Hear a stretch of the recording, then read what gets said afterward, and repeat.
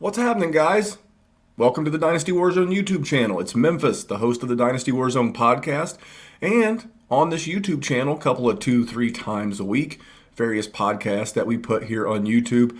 Recently did a whiteboard with Memphis, but tonight we're going to do a mock draft with Memphis. We're going to do a 3-round, 1 QB rookie draft on the Sleeper website. And I'm going to kind of show you some of the how-tos of how to do this. So I'm going to pull my screen up so that you can see the draft itself and what I'm doing. And I'm going to kind of show you some quick how-tos if you've never done this on the Sleeper website.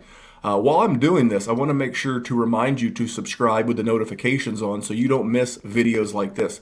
I will not be converting this to a podcast. So the only place to get this content is here on the Dynasty WarZone YouTube channel. So make sure you subscribe, notifications turned on. So here we go. This is the Sleeper app. This is what it looks like. Well, it's actually the website. I apologize. So this is what it looks like when I log into my personal Sleeper account. So you notice over here on the home page, you see all of my mini leagues. You see one of my patron leagues. This is the Dynasty WarZone patrons from Australia versus the North American Dynasty WarZone patrons. Our Mortal Kombat League, just Patreon leagues that I'm in with our group over at Dynasty WarZone's Patreon, which is patreon.com/Dynasty WarZone. Some other leagues that I'm in. And then you get down here to the mock draft. The reason that we're here tonight, so I am going to click mock draft. Hey, what do you know? I was already there. I'm going to click new mock draft. Sleeper's going to load that for me. And up here in the corner, you can invite your friends, you can invite them on social media, you can invite strangers from around the world. But what I'm going to do is I'm going to click these little tabs here in the corner, and I'm actually going to go double check my draft settings to make sure I'm doing this correctly. See, this is not what I want to do tonight. Tonight I want to do it. I do want to do Dynasty. I do want to do 12 teams. I only need a 2-minute clock between picks because I'm going to be battling the CPU. I am going to do rookies only, and I'm going to do a linear draft. That's the way your rookie picks typically go. If you got the 105, you would have the 205, the 305, etc. So I'm going to do that. I'm going to hit update here, and while these are updating, I am going to prepare myself. Now, I could pull up my personal rankings for a 1 QB league. I don't think that's necessary for what I'm going to do tonight. So that looks like that's about ready to go. Cool. I am going to go back here. I am going to click begin the draft, and the Sleeper CPU will assign me a random spot in this draft. So here we go. I'm going to click begin draft. Yes, okay. I want to get rolling. And here we go. I have drawn the 107. And we went Najee Harris, Travis Etienne, Trevor Lawrence, Javonte Williams, Jamar Chase, and Jalen Waddle. So I'm going to pause the draft real quick before I make my pick. Now this is where I'm going to kind of bust on the folks over at Sleeper just a little bit. This is a 1 QB league. I can't think in a 1 QB league that Trevor Lawrence should go anywhere near the 103. Now, for me personally, I could see him going toward the back end of the first round if you truly believe. But I'll be honest, as a guy that believes there's about 9 QB1s that I feel very comfortable with in a dynasty league, that I don't think there's any reason to take Trevor Lawrence this high in a 1 QB league. So that's one of the things about doing these mock drafts that's a little not realistic, but it still is a great practice to get in the habit of. So I'm going to look over my picks. So what do I have right now at the running back position? I am looking at Kenneth Gainwell is the best running back on the board. I actually like Trey Sermon a little bit more. You look at wide receiver and Devonta Smith, Rondale Moore, Rashad Bateman. I do like Terrace Marshall Jr. quite a bit. And then you have Kyle Pitts as the tight end 1. For me personally, I typically like to go draft a running back and then later I'll trade for wide receivers. In this case, because this draft is very heavy with wide receivers, and if Kyle Pitts becomes everything that we think he could be, I think he could be a clear advantage. So I am going to, this is about where I have him in a 1 QB league. I know some people will kill me for taking him at 8 in a non-tight end premium format, but I'm going to do that. I'm going to unpause the draft first, though. I'm going to resume the draft. I am going to take Kyle Pitts. There we go.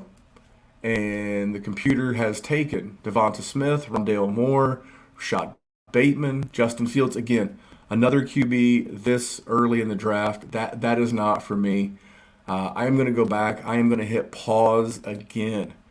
So I'm going to clear this up. So since my last pick, which was Kyle Pitts, we've had Justin Fields. That's about the spot where I personally would take Trevor Lawrence, Kenneth Gainwell. We're going to talk about the guy that I'm going to draft here in just a second.